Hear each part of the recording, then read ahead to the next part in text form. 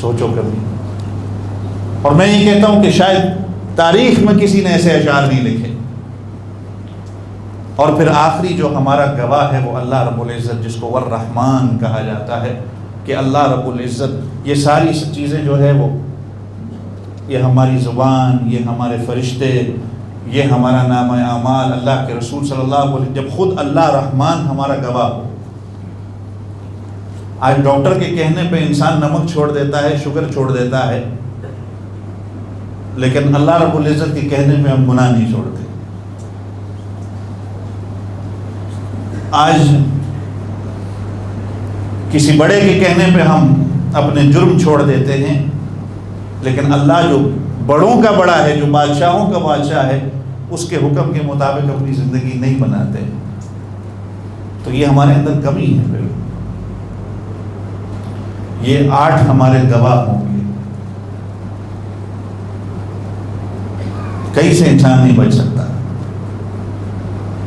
وہی بچے گا جس کو اللہ تعالیٰ بچائے.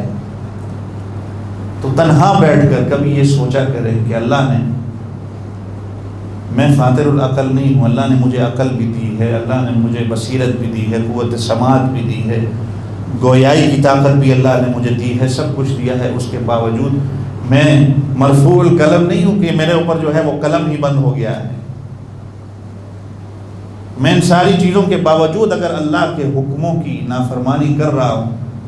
اور یہ محرم کا درس ہمیں یہ ملتا ہے کہ ان عدت الشہور عند اللہ، اس جو میں گزشتہ جمعہ بات کر رہا تھا، 10 شہرا فی کتاب اللہ یوم خلق السماوات والارض منها 4 حرم ذلک الدین القیم فلا تظلموا فیہن انفسکم.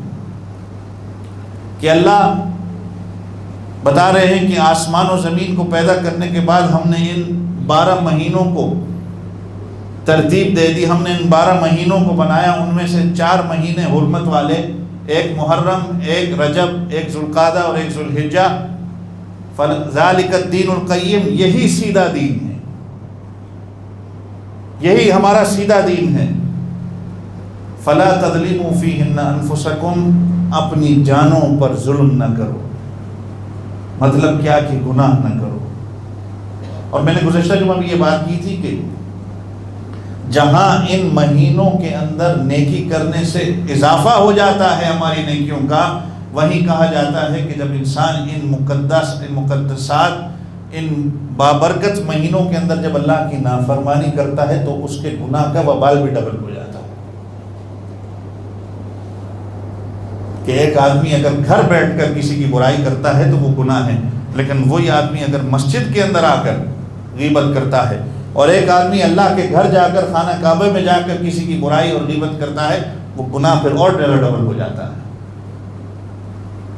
تو فلا تظلموا فیہن انفسکم، اپنے آپ کو گناہوں سے بچانا ہے. صرف ان 4 مہینے، یہ نہیں کہ 4 مہینوں میں بچنا ہے اور 8 مہینوں میں اللہ کی نافرمانی کرنی. ان میں اور زیادہ احتیاط کرنا ہے. اور جب انسان ان مہینوں کے اندر احتیاط کرتا ہے تو ایک دن آتا ہے کہ وہ، اللہ اکبر، ایسے لوگ، حضرت مجدد الفسانی رحمۃ اللہ علیہ لکھتے ہیں کہ ایسے لوگ بھی ہم نے دیکھے ہیں کہ 20 سال کی زندگی، 60 سال کی زندگی ان کی گزری، اور انہوں نے کبھی فرشتوں کو، جو فرشتہ برائی لکھتا ہے، کبھی موقع نہیں دیا قلم اٹھانے کا. ایسے لوگ بھی گزرے کہ کبھی موقع بھی نہیں ملا اس فرشتے کو اس کی برائی لکھے. اور میرے اور آپ کا تو شاید وہ قلم شاید نیچے ہی نہیں جاتا ہو، کہ ہمیشہ شاید وہ قلم لے کے ہی بیٹھا ہو کہ ابھی اس کی برائی ہوگی، ابھی یہ غلط کام کرے گا. اللہ میرے آپ سب کی حفاظت فرمائے. اللہ اس گئے گزرے دور میں ہمارے ایمانوں کی حفاظت فرمائے، خاص کر کے ہمارے بچوں کی ایمانوں کی اللہ حفاظت فرمائے. یہ جتنا آگے وقت آتا جا رہا ہے نا، اور پریشانیاں اور مزید آزمائشیں آتی جا رہی ہیں. آپ سب بھی جانتے ہیں، میں بھی جانتا ہوں کن کن آزمائشوں سے ہم گزر رہے ہیں. کبھی کیا ہو رہا ہے، کبھی کون سے فتنے میں مبتلا ہو رہے ہیں، اور اللہ حفاظت فرمائے آگے جا کر پتہ نہیں اور کون سے فتنوں کا سامنا کرنا پڑے گا. اللہ ہر آزمائش سے ہماری حفاظت فرمائے. اللہ صحیح معنوں میں دین پر چلنے کی ہم سب کو توفیق عطا فرمائے. وآخر دعوانا ان الحمد للہ رب العالمین.